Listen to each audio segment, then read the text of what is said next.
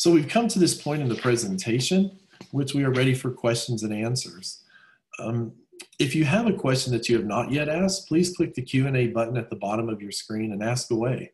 We'll respond to as many of these as possible within a reasonable length of time.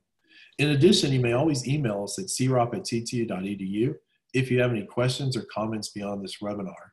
And I'm going to turn the time over to the CROP panelists for the question and answer portion of this webinar. Dr. Mattis, this is Dr. Greenhill here. There's a question in here, and I can read it from Melissa Duffy. She put, as you mentioned, HRO is becoming a very popular process in healthcare. She works in a large hospital, is working on HRO, the concept, but it seems to be a difficult process. And so she asked about recommendations on implementing HRO in healthcare. Okay, let me answer that question.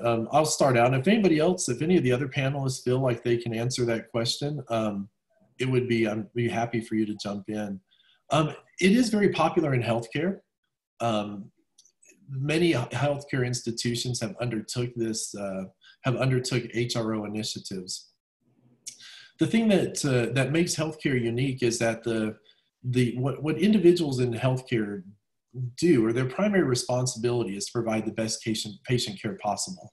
And so that is something that the healthcare, that these HRO initiatives should support. So support the mission of the people working in healthcare.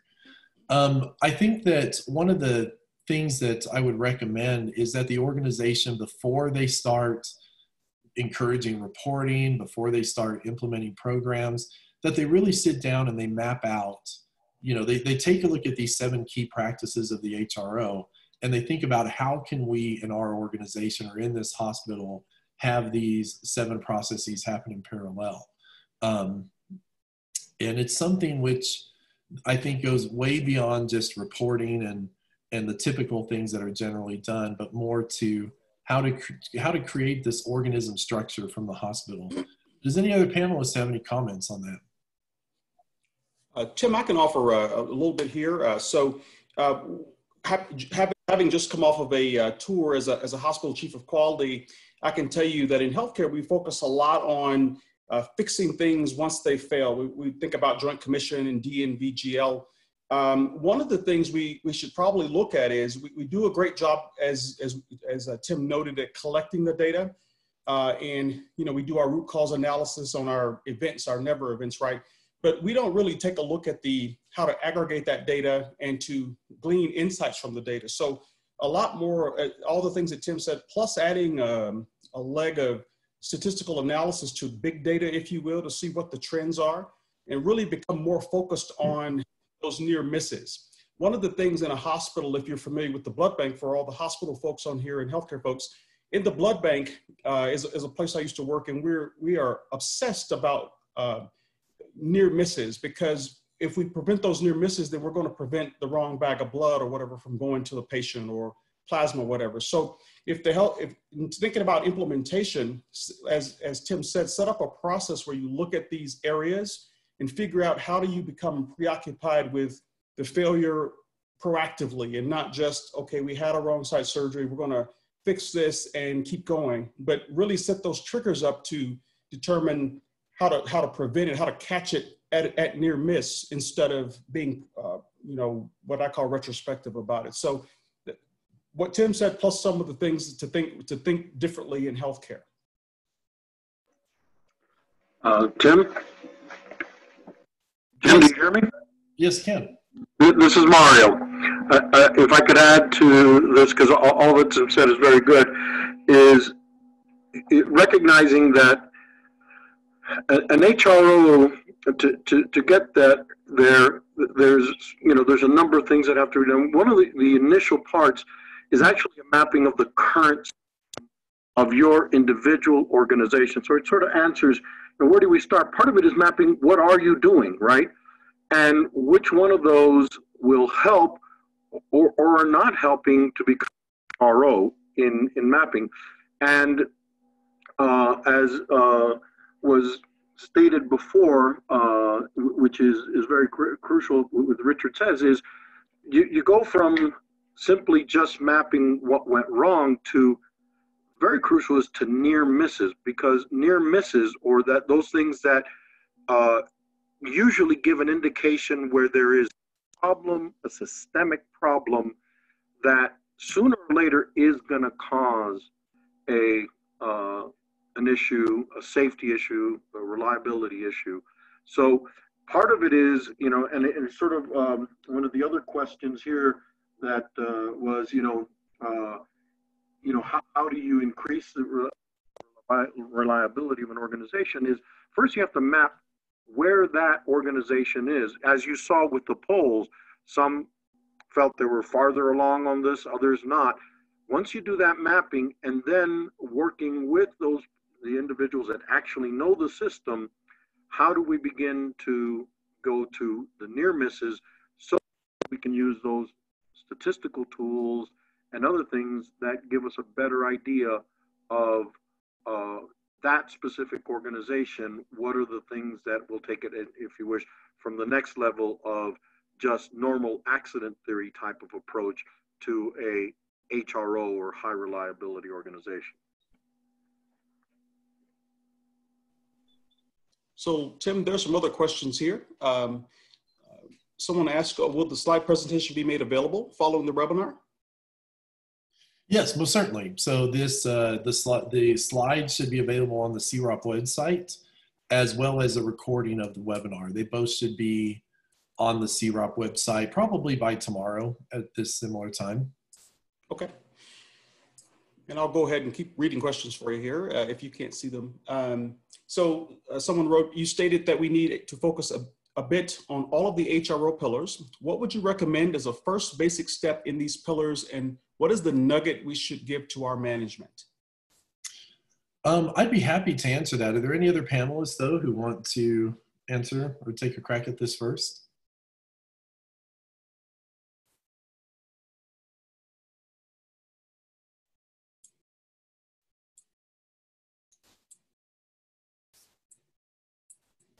Okay, well, let me go ahead and respond to that. Yeah, it's the difficult thing is that all of these need to be executed in parallel, right? And not what's difficult is that if you start focusing on being preoccupied with failure, but then you don't, you start increasing the sensing ability, but then don't make sense of it and don't follow up with, with the reluctance to simplify interpretations, it's going to be disjointed, and people will probably get frustrated as the program moves forward. So I think that the key to a successful HRO program is planning, right? So it's planning, it's having everybody, the management, the administrators, the executives, safety personnel, workers, everybody in one room together and make a strategic plan for how to address each one of these pillars, each one of these 7 pillars at the same time, right? So have a plan for that. Now, obviously, when it comes to execution of the plan, there are going to be some hiccups, right? And some things may not be developed as well as others. But I think what you would, what I would encourage you to bring to your management is noting this, saying if we are a complex organization that is tightly coupled, if we can determine that we are going to likely see benefit from implementing an HRO program in our organization, then we need to sit down and have some really good planning before we go to the implementation phase. Doing partial implementations is not going to work. And the other thing we've found through many of the companies that we've worked with over time, that if there is disagreement within the organization, that is, if there are some managers and some administrators who want to embark on HRO and try to mimic these HRO practices, but others who do not, it is almost always a complete failure. Because it's going to take a sustained effort, and it's going to take considerable investment in this, and everybody needs to be on the same board. So essentially, I would take to management this idea that this has been successful. There have been several industries that have successfully embarked on HRO, and in some of the books written by Wyke and Sutcliffe, you can read about those industries. So there have been industries in a diverse set of areas, in finance, railroad operations, you name it. There's in a broad swath of industries, there have been successful HRO programs, but it requires a total, complete commitment to making this happen. It requires considerable planning towards that end. Any other panelists want to try to take a crack at that? Perhaps I can, Tim, and also read the next question because they kind of go together. So first, the next question is, what is a reasonable amount of time for healthcare organizations to fully transition to becoming an HRO for strategic planning purposes? So looking at the pillars and thinking about the strategic plan, as Tim noted, you have to be all in or not. And so when you're doing your strategic planning, if you're talking to management, should consider leveraging that SWOT analysis or blue ocean strategy to the context of being a highly reliable organization. So if you're doing the SWOT, use the SWOT to inform how you fit or don't, where your gaps are related to the journey of high reliability. So, and so the number of years, I'll defer to one of the other panelists on that. What I've seen when it comes to the timetable for this is that it's not something that is necessarily immediately obvious, right? So generally what we do at CROP a lot of times is we do safety culture surveys, but we actually don't call them safety culture survey because there's more HRO climate surveys. And it's not enough to just look at the data, or look at quantitative data, but also to ask the right questions of your workers, ask the right questions of the workers, of the management, of the administrators, to assess how you're doing within each one of these pillars, right? And so the survey, the assessment is something that we do at CROP, where we try to go in and take a look at how an organization is doing. But generally, we don't do the follow-up assessment. Once an organization starts a journey, we generally take about a year, or maybe a little bit more, a year, year and a half or so, before we go back in and try to reassess, because it takes time for people to change their patterns, to open up their cognition, to increase their sense and sense-making capability. So I would say probably initially it would take about a year to two to be able to see any benefits of the HRO program. And to be clear, those benefits are not going to be necessarily something that's easy to see, just by inspection. It usually takes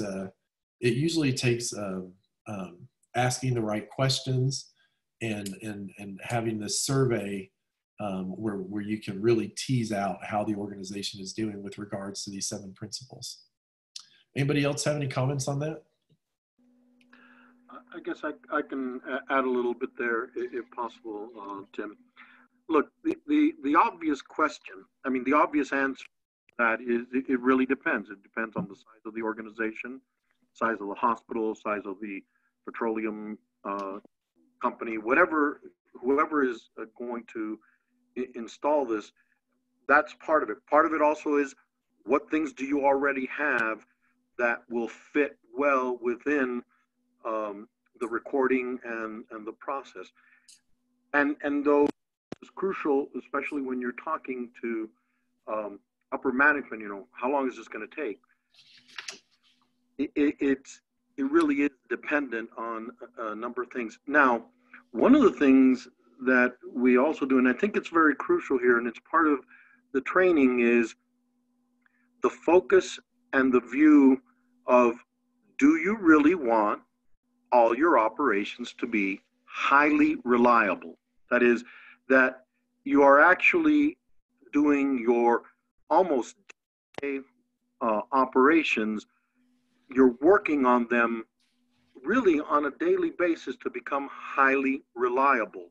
That is, your finance, your billing, your delivery of drugs, you want those to be highly reliable. And some may be more one organization than the other. Now, again, I know it's a desperate need to, hey, how long is this going to take? But the real question should be, do we really want to be highly reliable? That being the case, what are the things that we have to do so that we are actually in a continuous improvement mode and looking at the overall system Many times you'll approach one and you can look at one department a little bit more than others. Others, you need to have 2 or 3 departments working together because of the tight coupling between those 3 departments on some of the issues that you're looking at. So what has been said is, really sound, but do think of it also from the standpoint is you got to ask yourself, the culture that you have within your organization is, do we want to be highly reliable in all that we do so that we give the best patient care, that we don't have accidents, that we deliver the highest service and products? And that's really the mental change and the cultural issues that have been mentioned by Tim that are very crucial, because it is a change of mind, a mental model to try to go to this, and actually is needed in certain industries like hospital management and other things, running operations that can be very dangerous, certain production operations, chemical operations. You have to be there. Okay, so Tim and panelists, another question. Although it is made up of interdependent parts, healthcare is an extremely siloed industry. How do HRO principals work to bridge these silos together? I'll go ahead and take an initial start at that question and then let other people follow up. I've done a lot of work working in healthcare delivery and do understand that many aspects of healthcare are siloed. But I think the HRO approach, one of its strengths is it does look at those connections and the couplings between some of these different areas. Because it's very common that we see that while healthcare may appear siloed, there are lots of decisions we make in one area that impact other areas. For example, I've done a lot of work with emergency departments, and there are many things that you do in terms of making decisions in the ED that wind up impacting whether you look at the admissions process for patients going up into units, and depending on how, for example, you're discharging patients, that impacts how you're able to get patient flow coming out of the ED. There's a lot of these connections that I think HRO principals would tell you it's important to look at those interconnections and looking at some of those feedback loops. So I think that's one aspect that I think it is important that you can look at addressing those types of interconnections, but I'll also open it to others. You're absolutely right, Brian, and to your point about the ED, it's important for, in healthcare, we have different physicians, different disciplines. It's helpful for every discipline to kind of think about the ramifications of their decision upstream and downstream. So you talk about silos, or think about the other segment that has to take your patient in the handoff. And so that's part of one of the again, just being aware that, your piece can impact others, and really working as a team and thinking about what others need. I think that's one of the things that can help with some of the siloed thinking. And it's as Brian said, it's not truly a silo because we all do work together in some way, but it's just not well coordinated all the time. And so that takes being vigilant and being aware of the impact of the decisions that we're making. So. Mm-hmm. Yeah, and I guess my response to that would be that, to foster those practices of a preoccupation with failure and a reluctance to simplify, it requires having a mental model that is correct of both what goes on within your area and also the area of others. So practices that are aimed at reducing or breaking down silos are increasing the ability to sense and sense making. They're increasing sense and sense making capability. That is, they're increasing the ability or preoccupation with failure and reluctance to simplify. So I would say that activities aimed at that do support those 2 areas of HRO practice, and also, of course, sensitivity to operations. So yeah, silos will keep there from being mental models that are shared across the organization that are correct. And so they definitely hinder an organization's transition to the practice of HRO principles. So Tim and panel, we have 4 more questions. And so The next one is, how would you respond to healthcare consultants / advisors that recommend decision-making should be at the highest level to improve consistency of care and reduce cost? Yeah, Richard, I'll chime in on that question also, because I was looking at that question, and there's also a question about, you know, what level to have management involved, because sometimes there's issues with micromanagement by healthcare leadership. And I think with regard to both those, I think it's very important that high levels of leadership in the organization be very on board with the push towards safety and building a more HRO type of culture within the organization. But then obviously the details are not going to be able to be done by them because their time is limited, right? And if they try to get too involved in the details, I think it'll limit the effectiveness of the implementation. That has certainly been my experience working with, I think of a large children's hospital that I was working with, where I met regularly with the president and would have presentations to him, say on a quarterly or 6-month basis.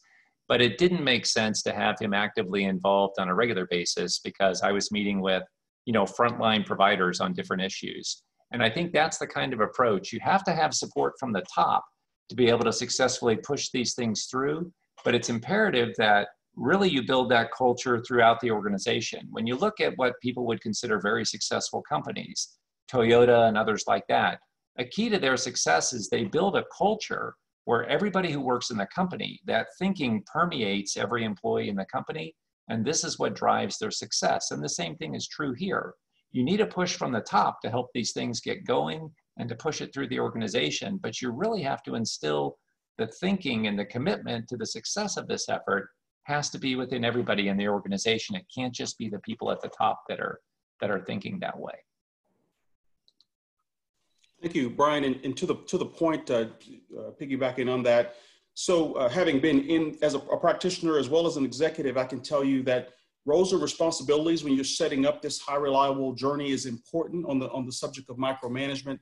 The other thing that I've seen with micromanaging in healthcare in particular, which is my area, is that a lot of times when executives don't know what's going on or their expectations management, there's not good expectations management, they tend to overcompensate wanting to, you know, be involved. So it's just about making sure everybody understands what their role is up front. And like Brian said, you certainly need support from the top for the initiative because there's going to be some money involved or just pushing the culture forward. But you do want people to understand how best they can serve to make it work. And so that requires good expectations management and everybody agreeing to those roles and responsibilities up front. Not going to say it's easy because if the CEO wants to come, they're going to come, right? But still, you can just, you know, talk them through and make them comfortable that the team is achieving the goals and make sure that they know what's going on every step of the way. So that answered a couple of those questions. So we have 2 more questions here. And have you seen a focus on specific HRO principles for organizations dealing with the COVID pandemic? Is there a principle organizations should be focused on?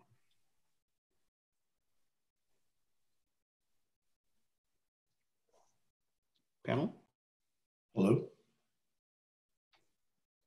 Did everyone get the question there? Richard, I think you cut out. Can you read that again? Sure, absolutely. Sorry, my internet may be weak here. Have you seen a focus on specific HRO principles for organizations dealing with the COVID pandemic? Is there a principle organizations should be more focused on?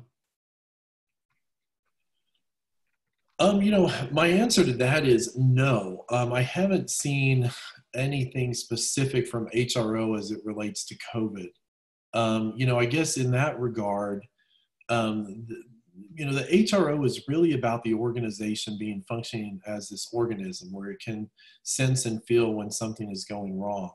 It would seem like the COVID thing is such a large disruption that it's something that isn't necessarily applicable to HRO principles because it's such a large change in operations. But if it's talking about detecting when healthcare workers maybe become infected with HRO or something like that, maybe there are some applications of HRO there in the sense of being able to sense better when healthcare workers are becoming infected. Or I'm not exactly sure. I haven't really thought about that much. Does anybody have any other comments on that?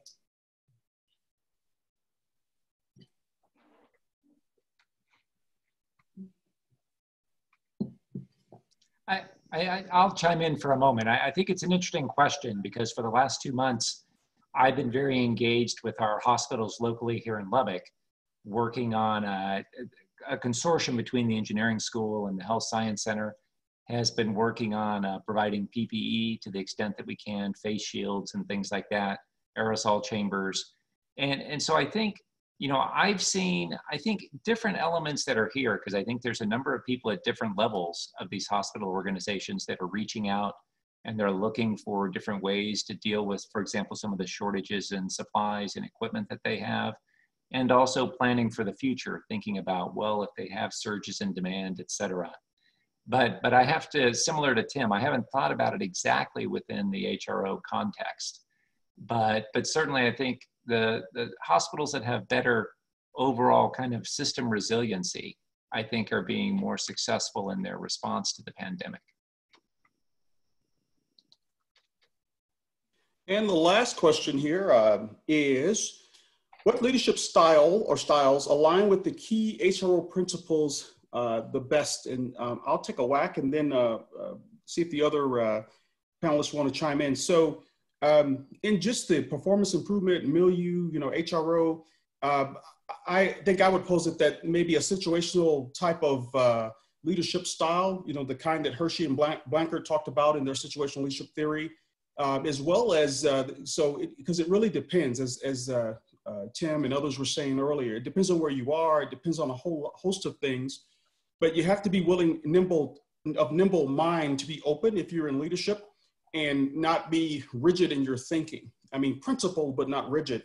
And the last point before I toss it over to the other panelists is, if you're leading in this, you need to have some level of emotional intelligence and those different types of things, and just know where you are, be aware of who you are, so that as you're leading, you can kind of roll with it. But you definitely want nimbleness, because if you're rigid, these principles aren't linear. You have to kind of be flexible with it. So any of the other panelists want to chime in?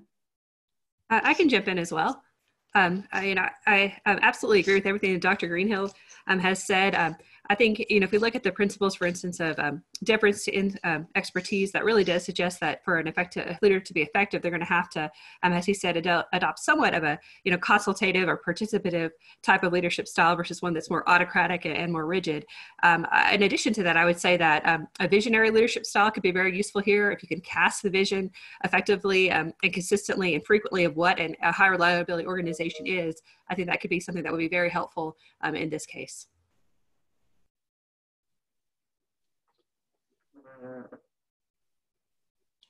And there is one last question, last but not least, the last call before we end here. Since the ideal is definitely geared toward all principles being pushed across the board, is it beneficial to come up with a plan for the mass implementation of all 7 principles simultaneously, but slowly in parenthesis, or to have a plan to implement them linearly one at a time?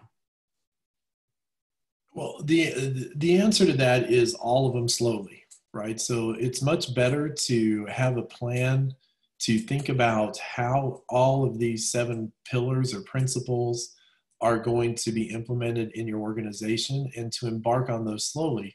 Because of the reinforcing nature of these, as you start doing this, they will start feeding into one each other and help make that transition happen. That is a much more sustainable and better approach than doing just one at a time, because they won't be reinforced, and it essentially, there'll be conflicting messages within the organization, and more than likely the program will not be successful.